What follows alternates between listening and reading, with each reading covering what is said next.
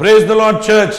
प्रभु की स्तुति हो कलीसिया। Nice to be with you on this Sunday morning. और इस रविवार के सुबह तुम्हारे साथ रहना अच्छा लगता है। I hope so. You remember what we were talking about last 2 Sundays ago. और 2 रविवार से हम क्या बता रहे हैं आपको, मैं आशा रखता हूँ तुम्हें याद है। We were talking about how to face trials and testing and tribulation. और हम सीख रहे हैं कि किस रीति से एक व्यक्ति जो है क्लेश, मुश्किल और जो परेशानियों का सामना करे। We had completed 2 parts. This is our 3rd part. और ये उसका 2 भाग हो चुका है, ये तीसरा भाग है। Please remember what Jesus said. कृपया करके याद रखिए यीशु मसीह ने क्या कहा। There are certain people who accept the word of God with joy, but when trials and testing and tribulation and affliction comes because of the word, they fall away.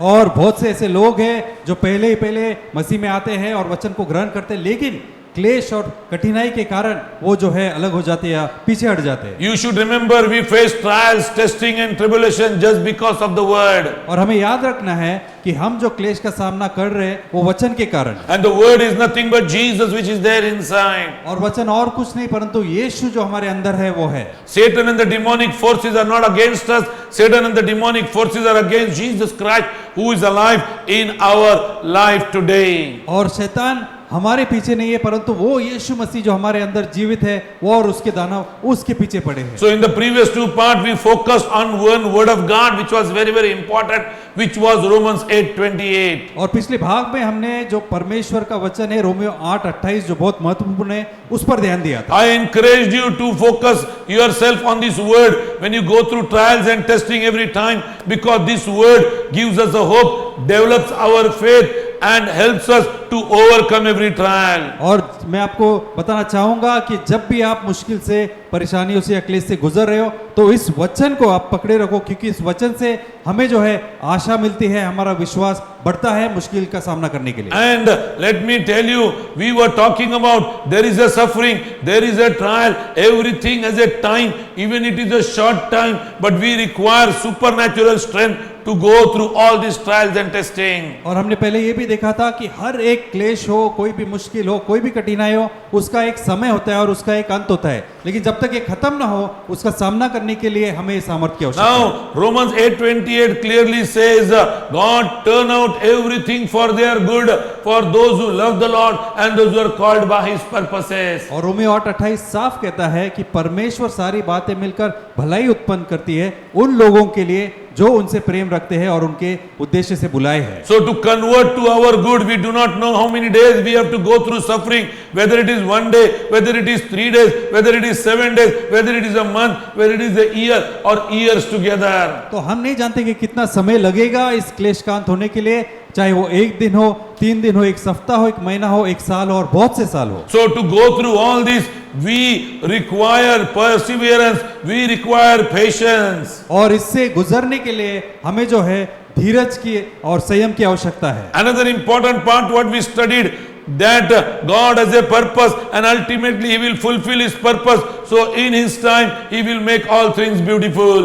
और एक बात हमने सीखी थी कि परमेश्वर का एक उद्देश्य है मनुष्य जाति के लिए और वो उद्देश्य वो पूरा करेंगे, उनके समय में सारी बातें वो सुंदर बनाएंगे। So today we are going to go one step ahead when we are going through trials and testing, how we can face it boldly. आज और एक कदम आगे बढ़ाएंगे और देखेंगे कि क्लेश और मुश्किलों का सामना हम कैसे धैर्य से सामना करें। In Bible talks about there are 2 men, man in man.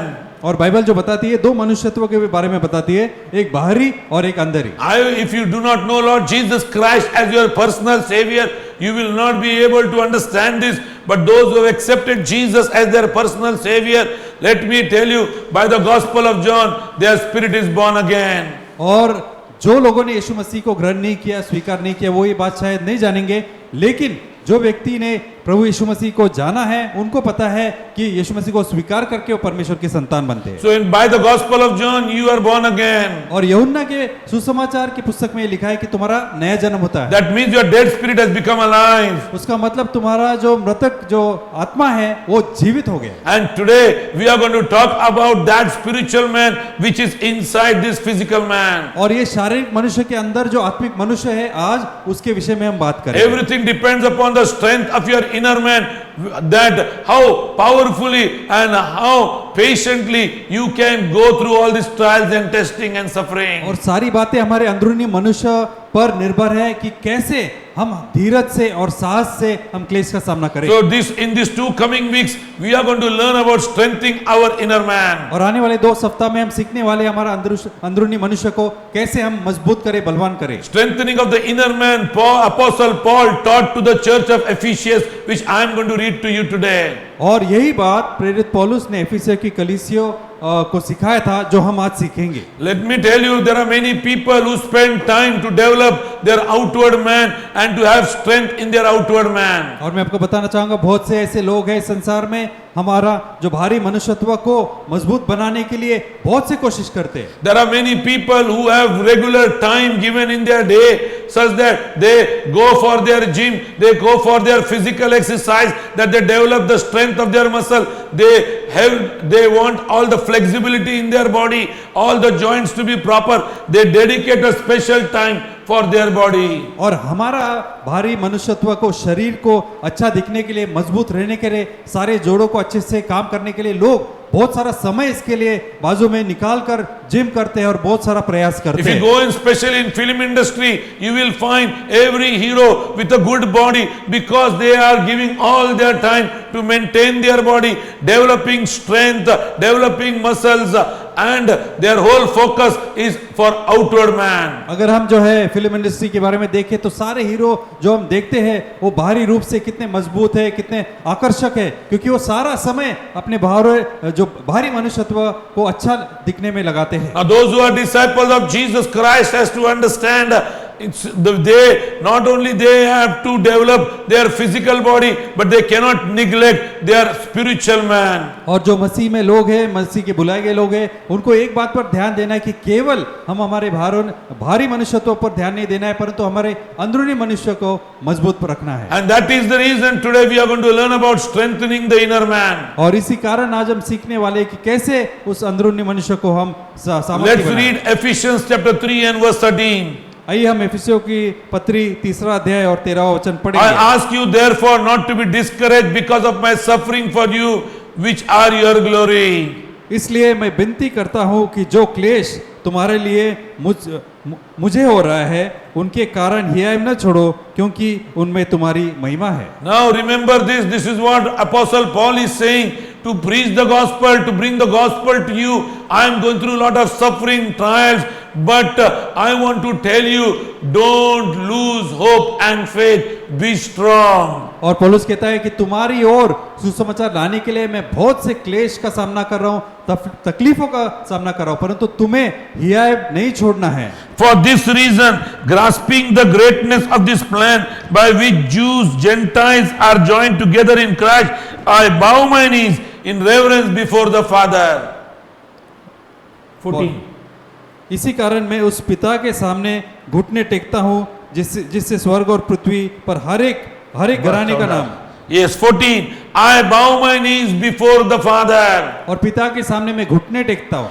For this reason. इसी कारणवश। What is the reason? वो कारण क्या है? The reason is I go through lot of torture in my life. और क्योंकि मैं बहुत सारा क्लेश से गुजरता हूँ मेरे जीवन में। My going of torture is going to bring glory and honor in your life. और मेरे क्लेश और सतावट से तुम्हारे जीवन में महिमा उत्पन्न होगी। And he is saying that I bow my knees. और वो फिर कहता है मैं मेरे घुटनों को टेकता हूँ। Bowing your knees is one of the important before the Father to strengthen your inner man. अपने अंदरूनी मनुष्य को मजबूत बनाने के लिए पिता के सामने घुटनों पर आना एक बहुत महत्वपूर्ण बात है। Bowing your knees is one of the important quality of a disciple. एक शिष्य का ये चिन्ह है कि वो पिता के सामने हमेशा घुटनों पर आएगा। Bowing your knees is like the disciple becoming like his master Jesus Christ. और घुटनों का टेकने का अर्थ है एक जो शिष्य है अपने स्वामी प्रभु यीशु मसीह के समान हो रहा है। That is what a disciple is. Disciple is a fellow copy of his master, that is Lord Jesus Christ. और एक शिष्य वही है जो अपने स्वामी प्रभु यीशु मसीह की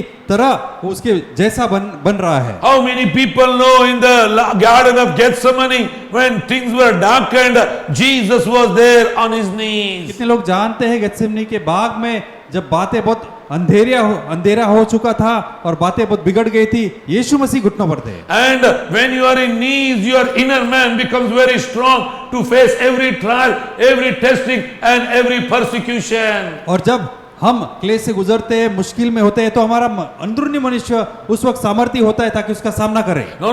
When we bow down on our knees, that time we get strength to the inner man to face all the trials, testing and persecution. और जब हम घुटनों पर आते हैं, तब हमारा अंदरूनी मनुष्य जो है सामर्थ्य होता है, बलवंत होता है, ताकि हम हर एक क्लेश और मुश्किलों का सामना करें। If you read the prayer of Jesus Christ in the Garden of Gethsemane, it was like this: Lord, let this cup of grief pass by, but let Thy will be done. और जब गethsemane के बाग में यीशु मसीह की प्रार्थना पिता की ओर हम पढ़ेंगे, तो उसमें यीशु मसीह कहते हैं कि पिता, अगर आपकी इच्छा हो तो ये प्याला मुझसे हटा दे। No.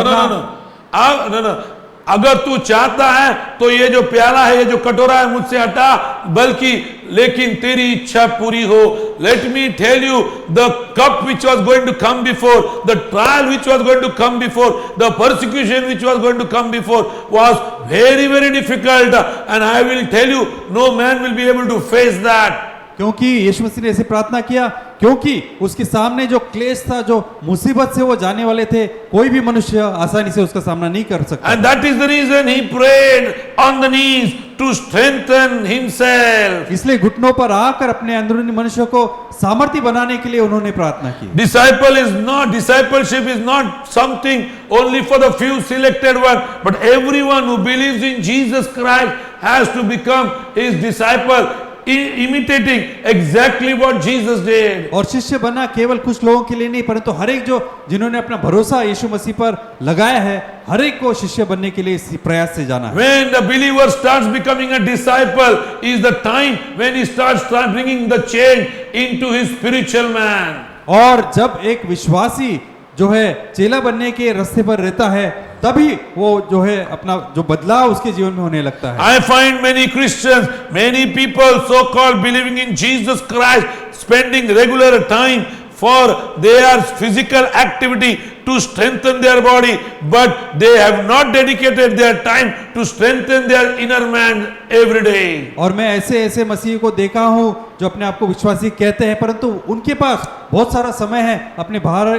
जो बाहरी मनुष्य उसको मजबूत करने के लिए, अच्छा दिखने के लिए, परंतु वो नियमित रूप से समय नहीं बिताते अंदरूनी मनुष्य को मजबूत बनाने के लिए। So a disciple is the one who now focuses himself on the spiritual man more than the physical man. और एक शिष्य वही है जो अपना ज्यादा ध्यान जो है, अधिक ध्यान अपने अंदरूनी मनुष्य को बनाने में लगाता है, ताकि जो है he is not interested in the outer man, he is interested in the inner man. उसे ज्यादा दिलचस्पी अपने बाहरी दिखावे पे नहीं है, परंतु अंदरूनी मनुष्य पर है। That is why Apostle Paul prays for the 5 things for every believer. इसलिए प्रेरित पौलुस जो है 5 बातें हर विश्वासी के लिए हो, ये प्रार्थना करते हैं, such that his life will be revolutionized and he will become like Christ Jesus. ताकि उसका जीवन पूरी तरह से परिवर्तित होके यीशु मसीह के समान हो। He prays that our inner man shall be an inner man of strength. और उसकी प्रार्थना यह है कि हमारा मनुष्यत्व, अंदरूनी मनुष्यत्व सामर्थ्य हो। That Christ would dwell in our heart by our faith. कि विश्वास के द्वारा यीशु मसीह हमारे हृदय में वास करे। We will be groundly rooted and deeply rooted in the love of Christ. और गहराई से हम जड़ पकड़े यीशु मसीह में।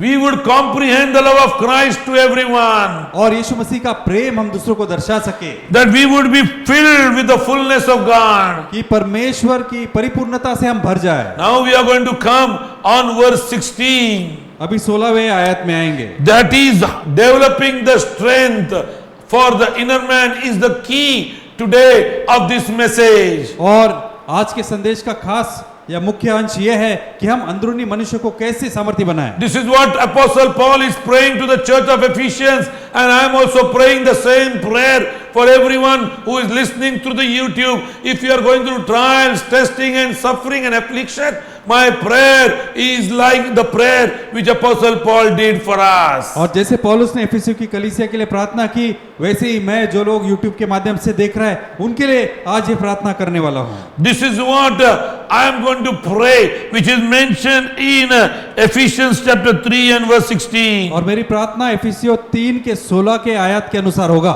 I pray that out of his glorious riches he may strengthen you with the power through his spirit in your inner being. कि वह अपनी महिमा के धन के अनुसार तुम्हें यह दान दे कि तुम्हारे उसके आत्मा से अपनी भीतरी मनुष्यत्व में सामर्थ पाकर बलवंत हो जाओ। Listen what he is saying. I am praying to God.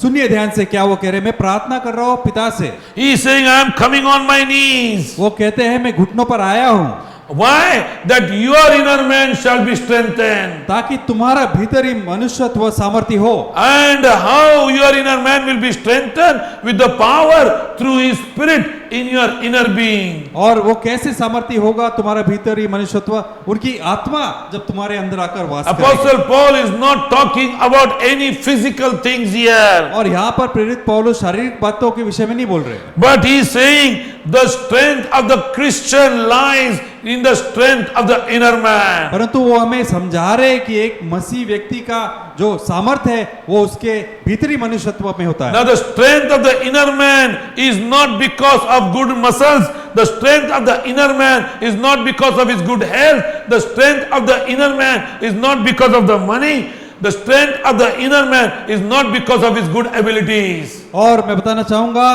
कि जो भी भीतरी मनुष्य का जो भी ताकत है, सामर्थ्य है, वो इसलिए नहीं क्योंकि उसके पास वो अच्छा दिखता है, उसके पास धन है या और कोई शारीरिक बात नहीं।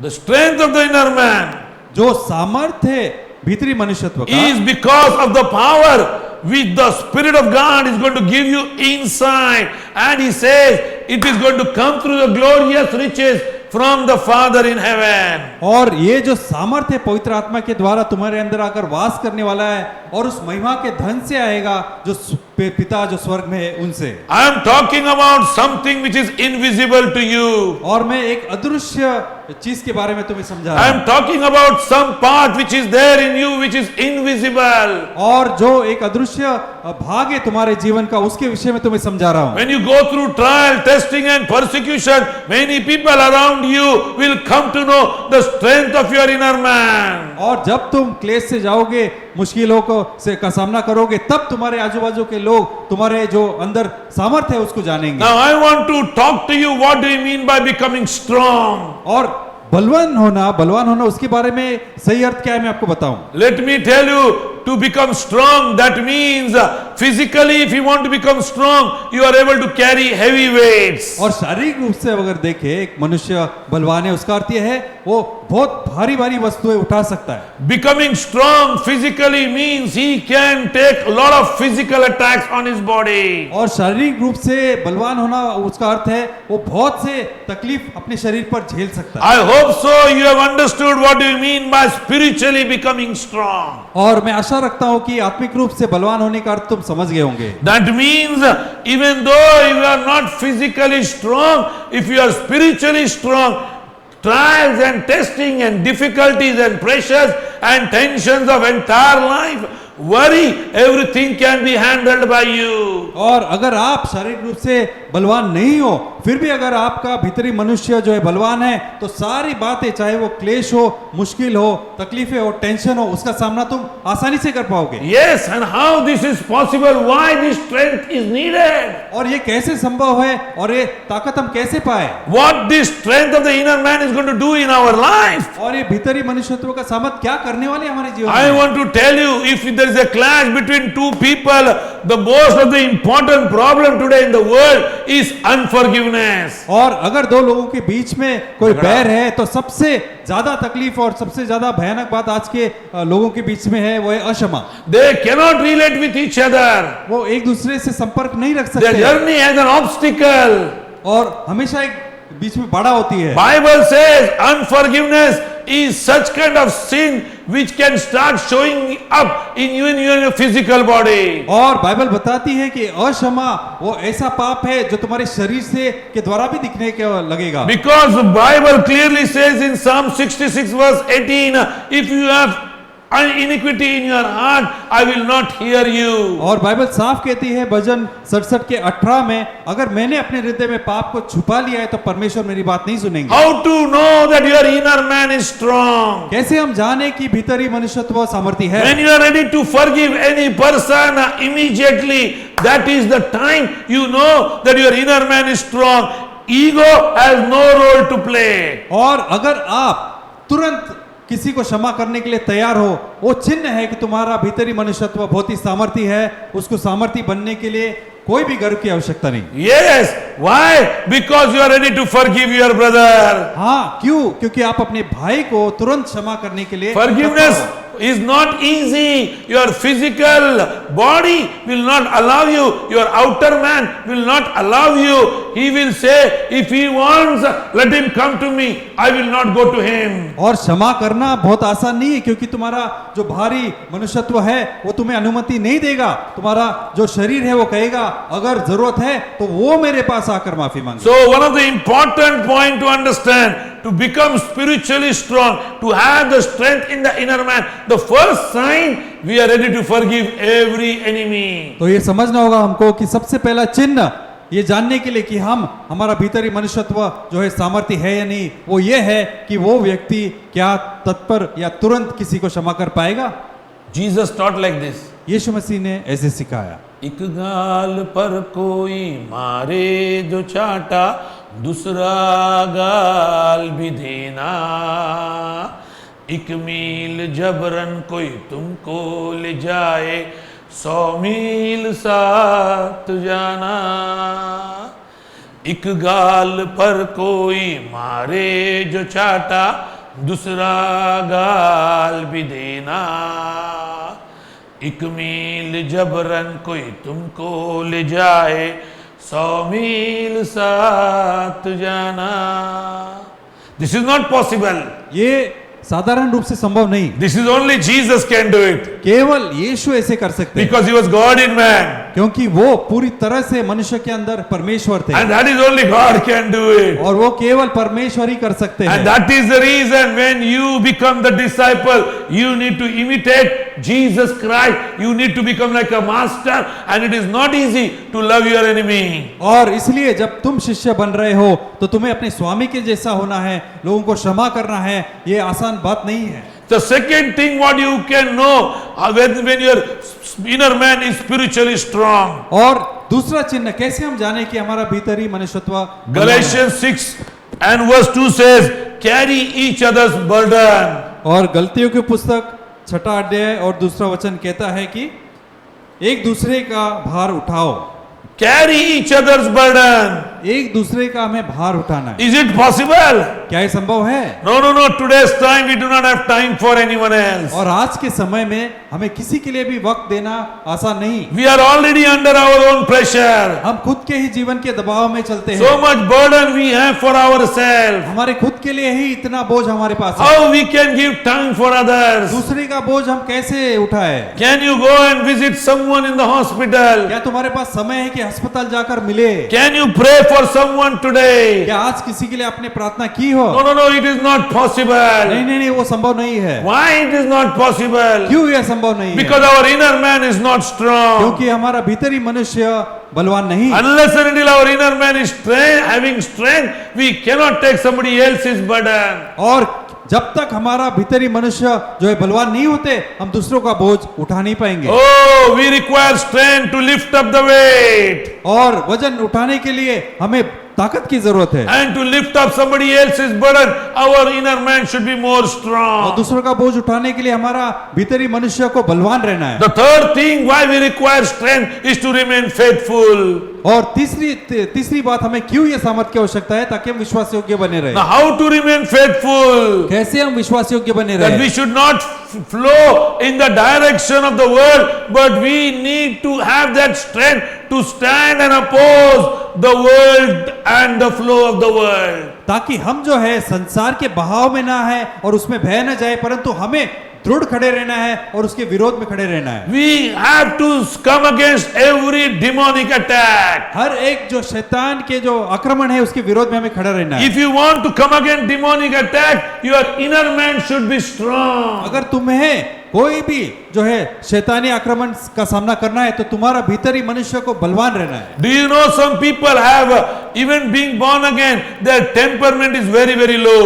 और बहुत से लोग हैं उनका नया जन्म हुआ है फिर भी जो उनका जो गुस्सा है वो काबू में नहीं रहता। It is very easy to agitate them. और ये बहुत आसान है उन्हें गुस्सा With दिलाना। small things they get annoyed. और छोटी छोटी बातों से वो गुस्सा करते हैं। How this is possible? Why? Because their inner man is not strong. और ये कैसे संभव है? ये इसलिए संभव है क्योंकि उनका भीतरी मनुष्य बलवान नहीं है। Inner man is not able to control the outer man. जो भीतरी मनुष्य है वो बाहरी मनुष्य पर नियंत्रण नहीं ले पा रहा है। The fourth thing which I would like to tell you, why we require the strength for the inner man. और चौथी बात जो मैं आपको बताना चाहूंगा क्यों हमें भीतरी मनुष्य के लिए That we सामर्थ्य should होना है। not be slave of sin anymore. ताकि हम पाप के जो दासों में उसका गुलाम नहीं होना है। We should not be the slave for our own guilt. और हमारे खुद के इच्छा के लिए हमें जो है Guilt.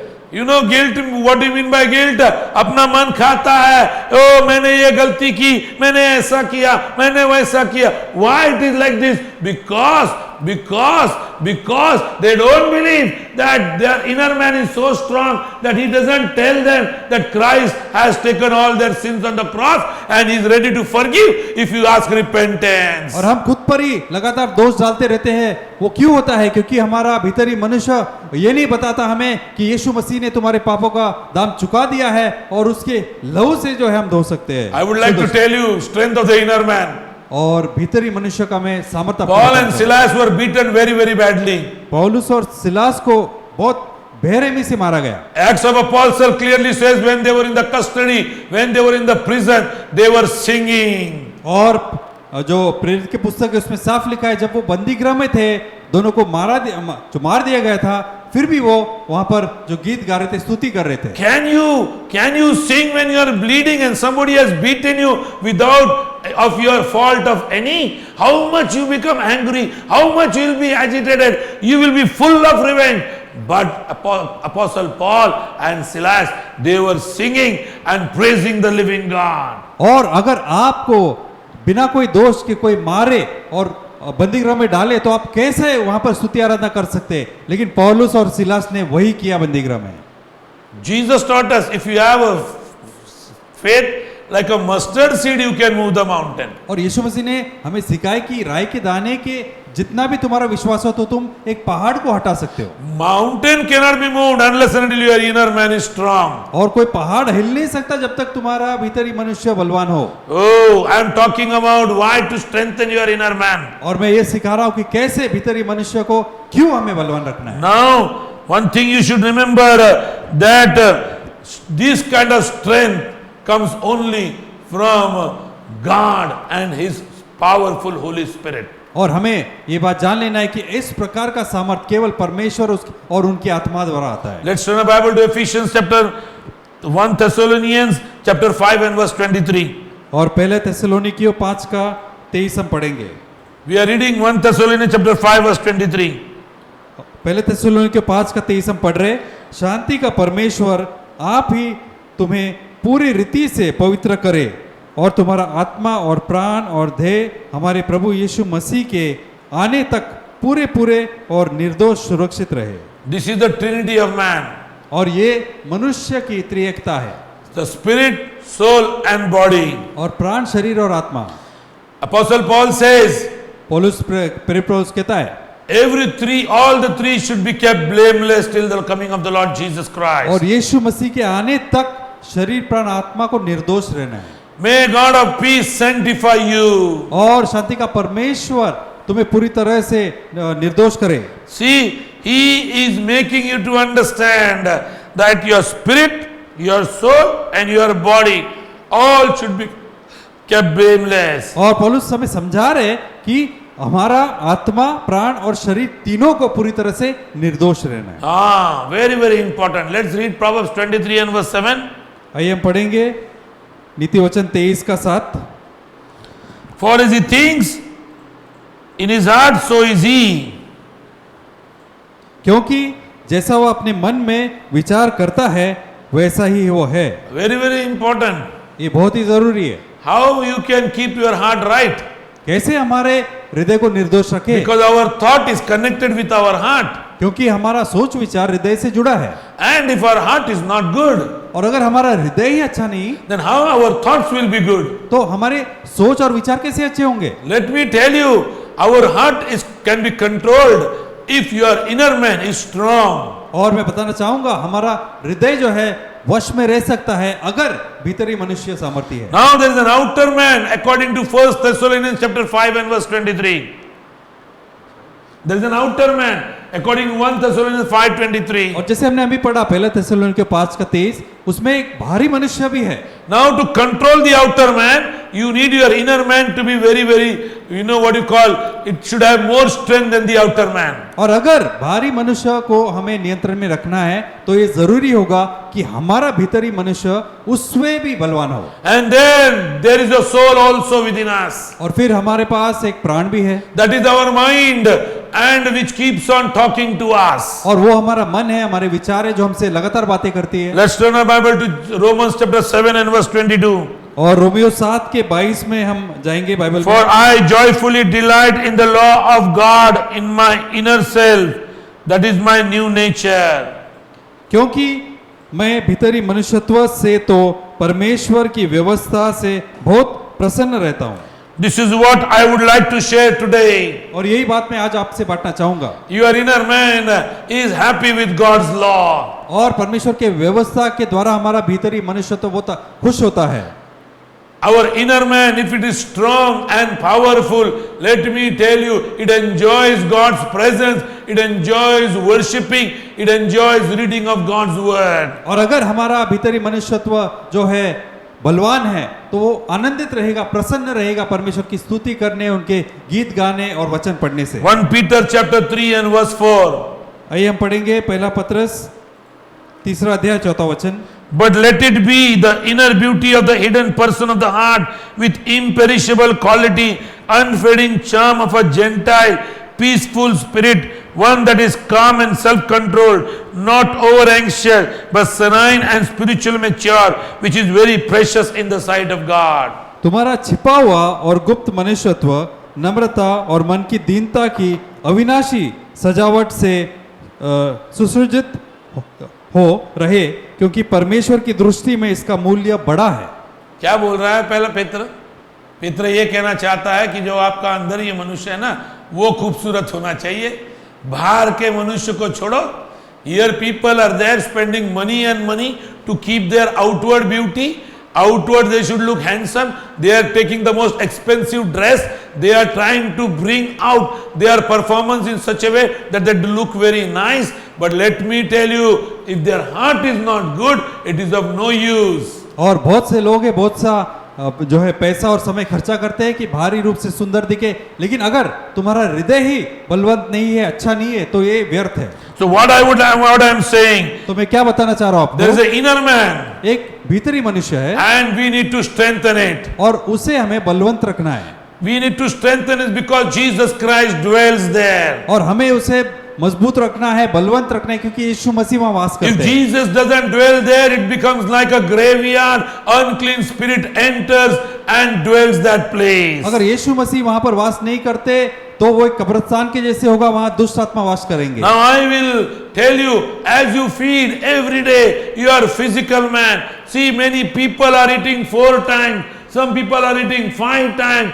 Even though when they are hungry, immediately they keep on eating. They keep their stomach full. They want strength in their body, and they take care of the outer man so nicely that the food quality also they check and they eat good quality stuff. और आज की तारीख में बहुत से ऐसे लोग हैं जो अपने पेट को हमेशा भरा और रखते, दिन में 4 बार 5 बार खाते हैं और अच्छा जो क्वालिटी का खाना खाते हैं वो।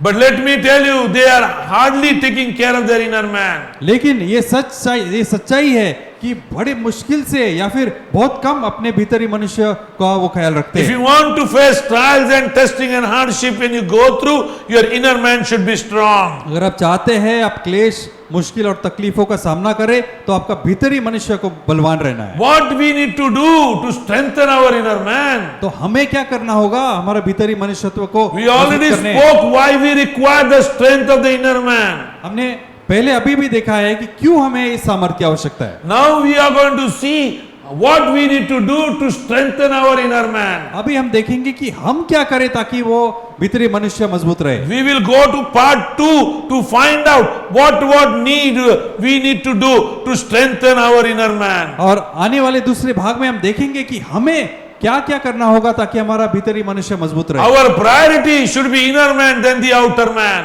और हमारी प्राथमिकता ये होनी चाहिए कि हमारा भीतरी मनुष्य अच्छा रहे। The first thing you need to feed is your inner man than the outer man. और सबसे पहले हमें अगर कुछ खिलाना है भोजन देना है तो हमारे भीतरी मनुष्य को देना है। Instead of sitting for the breakfast, first give the breakfast to the inner man. और सुबह के नाश्ता करने से पहले हमारे शारीरिक नाश्ता से पहले अंदरूनी मनुष्य को भीतरी मनुष्य को नाश्ता दे, Such that it will give you strength to carry on to face every trial and testing of the day. ताकि उसके मजबूत होने से दिन में जो भी आने वाली क्लेश या संकट हो उसका तुम सामना करो। I hope so you are able to understand. और मैं आशा रखता हूँ ये बातें तुम समझ रहे हो। If you are not able to understand, please put your message on the WhatsApp group. We will be able to explain you in a better way. अगर आपको अधिक जानकारी चाहिए या अधिक समझना है तो व्हाट्सएप ग्रुप पे आप लिखिए, हम बताएंगे। Today I am going to challenge you. Please focus on your inner man, which will give you supernatural strength to handle all sort of crises in your life. और आज मैं आपको चुनौती देकर कहता हूं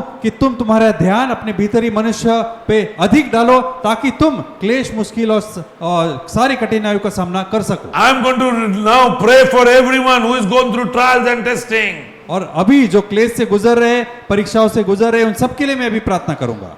In the name of Jesus Christ, Lord, we want to thank you for every listener of the YouTube and everyone who has heard God strengthening of the inner man. I pray that they accept Jesus Christ as their personal savior. और प्रभु हम धन्यवाद देते हैं ये सारे दर्शकों का जिन्होंने YouTube के माध्यम से इस विषय पर सीखा है कैसे हम अंदरूनी मनुष्य को बलवान करें। मेरी ये प्रार्थना है प्रभु कि आप सबको प्रभु सामर्थ दे। They believe that Jesus died for sins on the cross and was buried and was resurrected on the third day, and they repent from their sins. और प्रभु विश्वास करते हैं कि आप इस पृथ्वी पर आए, यीशु मसीह आप जो है मारे गए, गाड़े गए और तीसरे दिन पुनरुत्थित हुए उनके पापों के खातिर। Lord, I pray in the name of Jesus Christ, help them, Lord, to feed their spiritual man, the inner man, every day and regularly, such that they can have the strength of their inner man. और पिता मेरी प्रार्थना है प्रभु यीशु मसीह के नाम से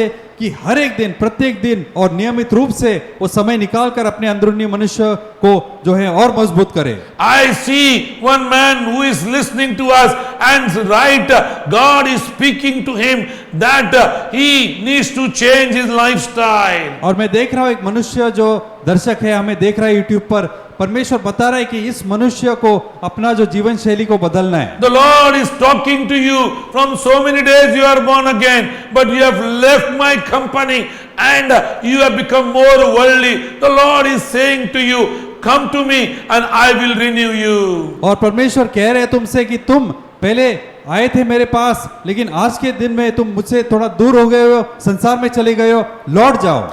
I want to strengthen you, says the Lord. और प्रभु कहते हैं कि मैं तुम्हें बलवान बनाना चाहता हूँ। I want to use you for my kingdom.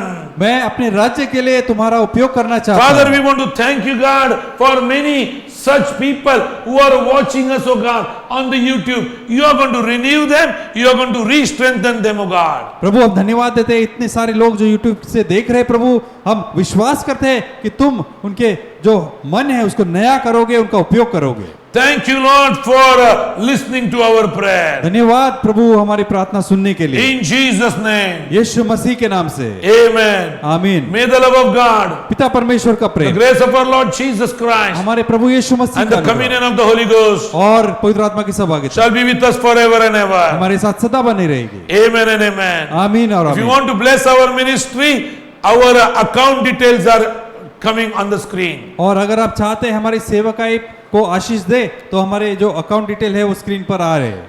Bless everyone who gives his time to the Lord. और जो परमेश्वर को देता है प्रभु, उन सबको आशीष कर। Please remember our prayer request WhatsApp number has come down, और हमारा जो प्रार्थना का दरख्वास्त है उसका व्हाट्सएप नंबर भी आया है, such that we will remember you in prayer. ताकि हम आपको दुआ में याद करें। God bless you. See you next Sunday again. प्रभु आप सबको आशीष दे, अगले रविवार को फिर मिलेंगे। Amen. आमीन।